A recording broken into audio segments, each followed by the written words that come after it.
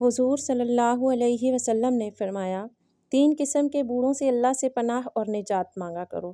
حضور صلی اللہ علیہ وسلم نے فرمایا، یہ 3 کام بڑھاپے میں کیے جائیں تو اللہ تعالیٰ نے اس بوڑھے کو دوزخی کہا ہے۔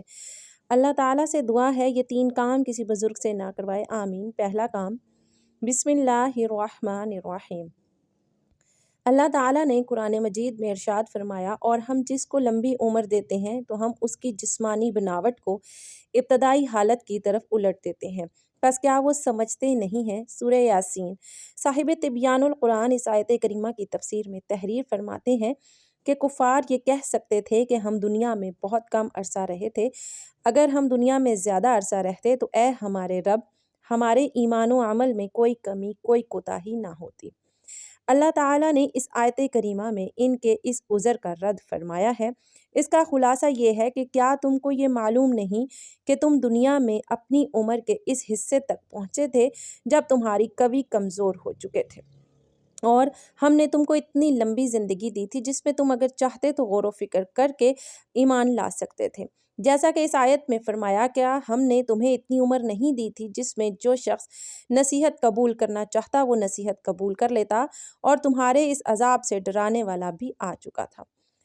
انسان کی زندگی مختلف ادوار میں گزرتی ہے اور اس کے جسم کے مطابق اور مختلف کیفیات کا ترتب ہوتا ہے۔ اس کی ابتدا تراب یعنی مٹی سے ہوتی ہے، پھر یہ مٹی نبات کی شکل میں ڈھل جاتی ہے اور سبزہ اس کی غذا بنتا ہے، اور غذا خون بناتی ہے، پھر نطفہ بناتی ہے، پھر نطفہ رحم میں جا کر علقہ یعنی جمع ہوا خون بن جاتا ہے، پھر مضغہ گوشت کی بوٹی میں روح ڈالی جاتی ہے، اور جب ماں کے پیٹ میں بچے کی شکل مکمل ہو جائے تو اس کو جنین کہتے ہیں، جب وضع حمل ہو جائے تو اس کو ولید کہتے ہیں، ماں کا دودھ پینے لگے تو اسے رضیع کہتے ہیں، ٹھوس غذا کھانے لگے تو اس کو فطیم کہتے ہیں، کھیلنے کودنے کی عمر کو پہنچ جائے تو اس کو صبی کہتے ہیں، آنکھوں کو بھانے لگے تو اسے غلام کہتے ہیں، چہرے پر سبزہ پھوٹنے لگے تو اس کو مراہق کہتے ہیں، بلوغت کو پہنچ جائے تو اس کو بالغ کہتے ہیں، جوان ہو جائے تو شباب کہتے ہیں، پختہ عمر ہو جائے تو رجل کہتے ہیں، جب 30 سال کی عمر ہو جائے تو کہلول کہتے ہیں، 40 سال کی عمر ہو تو شیخ کہتے ہیں، 60 سال کی عمر ہو تو شیخ فانی، اور عمر ڈھلتے ڈھلتے جب موت کی دہلیز تک پہنچ جائے، ہڈیاں کمزور ہو جائیں، جسم لاغر ہو جائے، حافظہ کمزور ہو جائے تو اس کو ارذل عمر کہتے ہیں، اور پھر اس کے بعد وہ میت ہو جاتا ہے، اور مرنے کے بعد پھر تراب یعنی مٹی ہو جاتا ہے، اور مٹی سے اس کی ابتدا ہوئی تھی اور پھر بالآخر مٹی بن جاتا ہے۔ لہٰذا انسان کی عمر کا کارآمد حصہ وہ ہوتا ہے جب وہ جوان ہوتا ہے۔ عمر کے اس حصے کی قدر کرنی چاہیے اور اس عمر میں زیادہ سے زیادہ نیکیاں کرنی چاہیے۔ حدیث پاک میں ارشاد ہے کہ آپ صلی اللہ علیہ وآلہ وسلم نے ایک شخص سے فرمایا، 5 چیزوں کو 5 چیزوں کے آگے غنیمت جانو، اپنی زندگی کو موت آنے سے پہلے، اپنی فراغت کو مشغول ہونے سے پہلے، اپنی خوشحالی کو تنگ دستی سے پہلے، اپنی جوانی کو اپنے بڑھاپے سے پہلے، اپنی صحت کو اپنی بیماری سے پہلے۔ حضرت ابن مسعود رضی اللہ تعالیٰ عنہ بیان فرماتے ہیں کہ نبی اکرم صلی اللہ علیہ وسلم نے فرمایا، ابن آدم قیامت کے دن اس وقت تک اپنے رب کے سامنے سے اپنے قدم ہٹا نہیں سکے گا جب تک کہ اس سے 5 چیزوں کے متعلق سوال نہ کر لیا جائے۔ اس نے اپنی عمر کس چیز میں فنا کی، اس نے اپنی جوانی کو کن کاموں میں پوسیدہ کیا، اس نے اپنے علم کے مطابق کیا عمل کیا۔ حضرت انس رضی اللہ تعالیٰ عنہ بیان فرماتے ہیں کہ نبی کریم صلی اللہ علیہ وسلم نے فرمایا، اللہ تعالیٰ جس شخص کی عمر اسلام میں 40 سال تک پہنچا دے، اللہ تعالیٰ اس سے کئی قسم کی بلاؤں کو دور کر دیتا ہے، جذام، مرض اور شیطان کے غضبناک کرنے کو، اور اللہ تعالیٰ جس شخص کی عمر اسلام میں 50 سال تک پہنچا دے، اللہ تعالیٰ اس پر حساب کو آسان کر دیتا ہے۔ عمر کا ہر حصہ اللہ کی نعمت ہے، لیکن ارذل عمر سے پناہ مانگنی چاہیے۔ اللہ تعالیٰ نے قرآن پاک میں ارشاد فرمایا، اور اللہ نے تمہیں پیدا کیا پھر وہی تم کو وفات دے گا، اور تم میں سے بعض کو ارذل یعنی نکارہ عمر کی طرف لوٹا دیا جاتا ہے تاکہ انجام کار وہ حصول علم کے بعد کچھ جان نہ سکے۔ حضرت سعد رضی اللہ تعالیٰ عنہ بیان کرتے ہیں کہ رسول اللہ صلی اللہ علیہ وسلم نمازوں کے بعد ان چیزوں سے پناہ طلب کرتے تھے، اے اللہ میں بزدلی سے تیری پناہ میں آتا ہوں، اور میں اس سے تیری پناہ میں آتا ہوں کہ مجھے ارذل عمر کی طرف لوٹا دیا جائے، اور میں عذاب قبر سے تیری پناہ میں آتا ہوں۔ اس حدیث میں آپ صلی اللہ علیہ وسلم نے ارذل العمر سے پناہ مانگی ہے۔ یہ ارذل العمر کیا ہے؟ اس بارے میں علامہ عینی لکھتے ہیں کہ ارذل عمر سے مراد یہ ہے کہ انسان اس قدر بوڑھا ہو کے کمزور ہو کر اپنے بچپن کی ابتدائی حالت کی طرف لوٹ جائے، اس کی سماعت اور بصارت کمزور ہو جائے، اس کی عقل کام نہ کر سکے اور سمجھ میں کوئی بات نہ آئے، وہ فرائض کو ادا نہ کر سکے اور اپنے ذاتی کام نہ کر سکے، اپنی پاکیزگی اور صفائی کا خیال نہ رکھ سکے اور اپنے گھر والوں پر بوجھ ہو جائے اور وہ اس کی موت کی تمنا کرنے لگے۔ اور اگر اس شخص کا گھر بار نہ ہو اور وہ بالکل تنہا ہو تو اس سے بڑی اور کیا مصیبت ہوگی۔ اللہ تعالیٰ ایسی عمر سے ہم سب کو محفوظ فرمائے۔ یہ عام لوگوں کا حال ہے کہ 40 سال کے بعد ان کا دور انحطاط شروع ہو جاتا ہے، ان کے اعصاب کمزور ہو جاتے ہیں، اور جن لوگوں پر اللہ کا خصوصی کرم ہوتا ہے جیسے علماء اور اولیاء اللہ، وہ 60 سال کے بعد بھی مضبوط اور توانا ہوتے ہیں اور ان کے حواس قائم رہتے ہیں۔ حضرت عطا نے حضرت ابن عباس رضی اللہ تعالیٰ عنہ سے روایت کیا ہے کہ سورۃ النحل کی آیت میں ارذل عمر کا جو تذکرہ ہے مسلمانوں کے لیے نہیں ہے۔ مسلمان کی عمر جس قدر زیادہ ہوتی جاتی ہے، اللہ تعالیٰ کے نزدیک اس کی عزت اور کرامت بڑھتی جاتی ہے اور اس کی عقل اور معرفت بھی زیادہ ہوتی جاتی ہے۔ اور حضرت اکرمہ نے کہا، جو قرآن عظیم کی تلاوت کرتا رہتا ہے وہ ارذل عمر کی طرف نہیں لوٹایا جاتا۔ ناظرین، ایک دفعہ ایک شخص حضرت علی رضی اللہ عنہ کی خدمت میں حاضر ہوا اور ان سے سوال کیا اس نے کہ میرے بال سفید ہو جاتے ہیں، اس کا کیا مقصد ہے؟ حضرت علی رضی اللہ تعالیٰ عنہ نے فرمایا کہ جب حضرت آدم علیہ السلام زمین پر آئے اور وہ بوڑھے ہونے لگے اور ان کے بال بھی سفید ہونے لگے، اور جب پہلی مرتبہ حضرت آدم علیہ السلام نے اپنے بالوں کو سفید ہوتے دیکھا تو اللہ تعالیٰ سے عرض کی، اے میرے اللہ، میرے بال سفید کیوں ہو رہے ہیں؟ تو اللہ تعالیٰ نے فرمایا، بالوں کا سفید ہونا بڑھاپے، بزرگی اور تجربات میں فراوانی کی طرف اشارہ ہے۔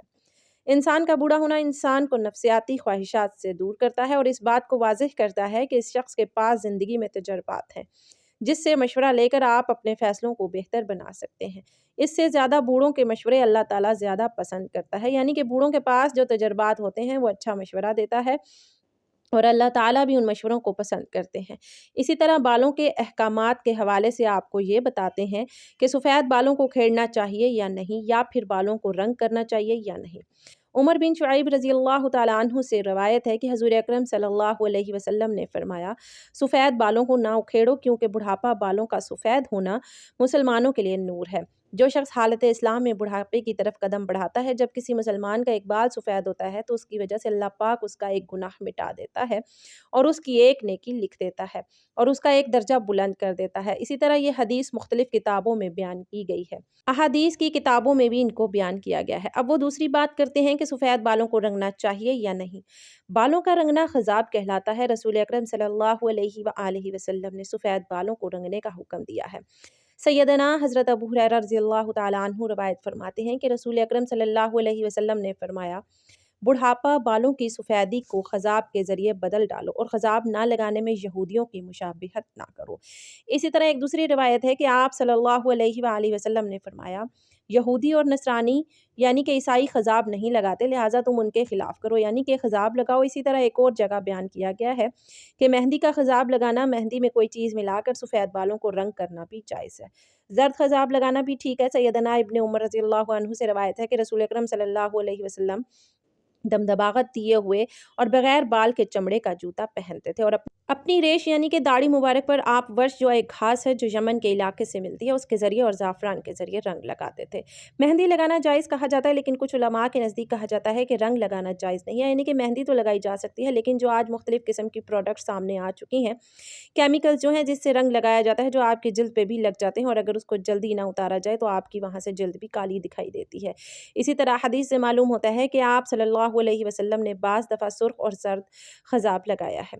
احادیث میں حضور اکرم صلی اللہ علیہ وسلم کے بالوں کو رنگنے کا بھی ذکر ہے۔ اسی طرح سفید بالوں میں سیاہ خضاب لگانا جائز ہے یا نہیں، اس حوالے سے بھی آپ کو بتاتے ہیں۔ سیدنا جابر بن عبداللہ رضی اللہ عنہ سے روایت ہے کہ فتح مکہ کے دن سیدنا ابو بکر صدیق کے والد ابو قحافہ کو لایا گیا، ان کے سر اور داڑھی کے بال بالکل سفید تھے۔ حضور صلی اللہ علیہ وسلم نے فرمایا کہ اس کا رنگ بدلو اور کالے رنگ سے بچو۔ ایک اور روایت ہے کہ آپ صلی اللہ علیہ وسلم نے فرمایا، ایسی قوم آخری زمانے میں آئیں گی جو کبوتر کے پپوتوں کی طرح کالے رنگ کا خضاب کریں گی، وہ جنت کی خوشبو تک نہ پائیں گی۔ اس سے یہ واضح ہوتا ہے کہ کالا رنگ نہیں کرنا چاہیے، جو مختلف مہندی وغیرہ ہے وہ لگا لینی چاہیے۔ آپ صلی اللہ علیہ وسلم نے غذا منع کیا ہے۔ غذا کی 4 اقسام ہوتی ہیں۔ سب سے پہلی یہ ہے کہ سر کے بال سارے نہ منڈوانا بلکہ جگہ جگہ سے پھٹے ہوئے بادلوں کی طرح ٹکڑوں سے منڈوانا۔ دوسری، درمیان سے سر کے بال منڈوانا اور اطراف سے بال چھوڑ دینا۔ تیسری یہ کہ اطراف سے منڈوانا اور درمیان سے سر کے بال چھوڑ دینا، جبکہ چوتھی یہ کہ آگے سے بال منڈوانا اور پیچھے سے چھوڑ دینا۔ جو آج ہم مختلف فیشنز دیکھتے ہیں، مختلف سٹائلز دیکھتے ہیں جو مغرب سے ہمارے معاشرے میں آتے ہیں، ان سے منع کیا گیا ہے۔ علامہ ابن تیمیہ رحمۃ اللہ علیہ فرماتے ہیں کہ عدل و انصاف قائم کرنے کے لیے اللہ اور اس کے رسول اکرم صلی اللہ علیہ وسلم کی کمال صحبت اور شفقت سے انسانی جسم میں بھی عدل کا خیال رکھا کہ سر کا بعض حصہ منوا کر اور بعض حصہ ترک کر کے سر کے ساتھ بے انصافی نہ کی جائے۔ بالوں سے کچھ حصہ سر کا ننگا کر دیا جائے اور کچھ حصہ ڈھانپ لیا جائے۔ یہ ظلم کی ایک قسم ہے۔ نبی کریم صلی اللہ علیہ وسلم نے ایک بچے کو دیکھا کہ اس کے سر کا کچھ حصہ منڈا ہوا تھا اور کچھ چھوڑا ہوا تھا۔ آپ صلی اللہ علیہ وسلم نے ان کو ایسا کرنے سے روکا اور فرمایا تم اس کا سارا سر منڈواؤ یا سارا سر چھوڑ دو۔ اس حکم میں جوان بوڑھے تمام لوگ ہی شامل ہیں۔ سائنس نے بھی مختلف ریسرچ کی ہیں اور ان کے مطابق سر کے بالوں کے سفید ہونے کے کچھ 6 اسباب ہیں۔ پہلی وجہ ہے کہ وراثت، یعنی آپ کے باپ دادا سے چلتا ہوا آتا ہے، یعنی گنجا پن۔ دوسرا، آٹو امیون امراض جو کہ ایک بیماری ہے، اس کی وجہ سے بھی یہ ہوتا ہے۔ تیسری وجہ آلودہ ماحول کہ گندگی کی وجہ سے بھی انسان کے جو بال ہیں وہ سفید ہوتے ہیں۔ چوتھی وجہ ذہنی تناؤ۔ ذہنی تناؤ کا شکار جو لوگ ہوتے ہیں اس کی وجہ سے بھی بال سفید ہو جاتے ہیں۔ پانچویں وجہ سگریٹ کے دھوئیں کی زد میں جو رہتا ہے اس کے بال بھی سفید ہو جاتے ہیں۔ چھٹی وجہ یہی ہے کہ عمر کی وجہ سے بال سفید ہوتے ہیں۔ حضرت ابو ہریرہ رضی اللہ تعالیٰ عنہ فرماتے ہیں کہ میں نے حضرت محمد صلی اللہ علیہ وسلم کو فرماتے ہوئے سنا ہے کہ جس مسلمان کے سفید بال ہوں وہ اپنے سفید بالوں کو نہ اکھاڑے، کیونکہ قیامت کے دن سفید بال بندے کے لیے نور بن کر ظاہر ہوں گے۔ سفید بالوں کے بدلے اللہ تعالیٰ جتنی تعداد میں سفید بال ہوں گے، سفید بال کے حساب سے اس بندے کی نیکیوں میں اضافہ کر دے گا اور ایک ایک بال کے بدلے اس کے گناہوں کو مٹا دیا جائے گا۔ یحییٰ بن سعید سے مروی ہے کہ میں نے سعید بن مسیب کو یہ فرماتے ہوئے سنا کہ حضرت ابراہیم علیہ السلام دنیا میں سب سے پہلے فرد ہیں جس نے اپنی مونچھوں کو کاٹ دیا، اور آپ علیہ السلام جب بڑھاپے کو پہنچے تو آپ کے بال سفید ہو گئے۔ آپ نے اللہ تعالیٰ سے پوچھا اے میرے مالک یہ کیا ماجرا ہے؟ تو اللہ تعالیٰ نے جواب دیا اے میرے دوست یہ میری رحمت ہے۔ بالوں کے سفید ہونے سے انسان کی شان و شوکت بڑھتی ہے اور تمام برے کاموں سے بچنے کی علامت ہے۔ حضرت ابراہیم نے عرض کیا اے میرے مولا یہ تو تیری بڑی شان ہے، اے اللہ میرے وقار کو بلند فرما۔ آپ علیہ السلام کا فرمان عالی شان ہے کہ جو مسلمان بوڑھا ہو گیا اور اس کا بڑھاپا اس کے لیے قیامت کے دن نور بن کر ابھرے گا۔ ایک بندے نے آپ صلی اللہ علیہ وسلم سے عرض کی کہ اے اللہ کے نبی لوگ سفید بالوں کو اکھاڑ دیتے ہیں۔ آپ صلی اللہ علیہ وسلم نے فرمایا جو بندہ اپنے سفید بالوں کو اکھاڑتا ہے اس نے قیامت کے دن اپنے نور کو ختم کر دیا۔ ایک دفعہ ایک آدمی نبی کریم صلی اللہ علیہ وسلم کی بارگاہ میں پیش ہوا اور کہنے لگا اے اللہ کے رسول ہم میں سے کون سا بندہ بہتر ہے؟ آپ نے فرمایا جو بندہ بڑھاپے میں پہنچ گیا اور اس کی نیکیاں زیادہ ہوں۔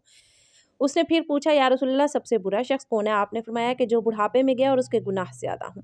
آپ صلی اللہ علیہ وسلم نے فرمایا کہ بچہ جب تک بالغ نہیں ہوتا اس کے نیک عمل اس کے والد یا والدین کے حساب میں لکھے جاتے ہیں، اور جو کوئی برا عمل کرے تو وہ نہ اس کے حساب میں لکھا جاتا ہے نہ والدین کے۔ پھر جب وہ بالغ ہو جاتا ہے تو قلم اس کے لیے جاری ہو جاتا ہے اور 2 فرشتے جو اس کے ساتھ رہنے والے ہیں ان کو حکم دے دیا جاتا ہے کہ اس کی حفاظت کریں۔ جب 40 سال کی عمر کو پہنچ جاتا ہے تو اس کو 3 قسم کی بیماریوں سے جنون، جذام اور برص سے محفوظ کر دیتے ہیں۔ جب 50 سال کی عمر کو پہنچتا ہے تو اللہ تعالیٰ اس کا حساب ہلکا کر دیتے ہیں۔ جب 60 سال کو پہنچتا ہے تو اللہ تعالیٰ اپنی طرف رجوع کی توفیق دیتے ہیں۔ جب 70 سال کو پہنچتا ہے تو سب آسمان والے اس سے محبت کرنے لگتے ہیں۔ جب 80 سال کو پہنچتا ہے تو اللہ تعالیٰ اس کے حسنات کو لکھتے ہیں اور سیئات کو معاف فرما دیتے ہیں۔ پھر جب 90 سال کی عمر ہو جاتی ہے تو اللہ تعالیٰ اس کے اگلے پچھلے گناہ معاف فرما دیتے ہیں اور اس کو اپنے گھر والوں کے معاملے میں شفاعت کرنے کا حق دیتے ہیں۔ کیونکہ اس عمر میں پہنچ کر عموماً انسان کی قوت ختم ہو جاتی ہے، کسی چیز میں لذت نہیں رہتی، قیدی کی طرح عمر گزارتا ہے، اور جب ارذل عمر کو پہنچ جاتا ہے تو اس کے تمام نیک عمل نامہ اعمال میں برابر لکھے جاتے ہیں جو اپنی صحت و قوت کے زمانے میں کیا کرتا تھا، اور اگر اس سے کوئی گناہ ہو جاتا ہے تو وہ لکھا نہیں جاتا۔ اللہ تعالیٰ سے دعا ہے کہ ان احادیث میں حضور اقدس صلی اللہ علیہ وسلم نے جن چیزوں سے پناہ مانگی اللہ پاک ہمیں ان سے محفوظ رکھے، آمین یا رب العالمین۔ ناظرین کمنٹ باکس میں اللہ تعالیٰ کے 99 ناموں میں سے ایک نام ضرور ٹائپ کریں۔